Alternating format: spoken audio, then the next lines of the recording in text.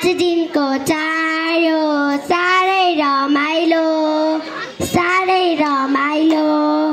तिहारको पहिलो दिन काग पूजा गरिन्छ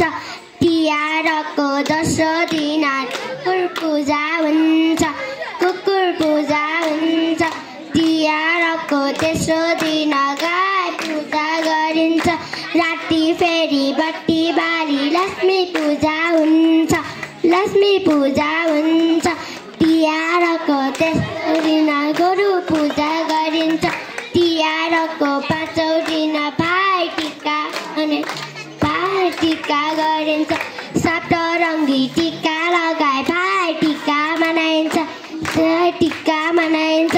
तिहार आयो भयो रमाइलो 5 दिनको चाड हो साह्रै रमाइलो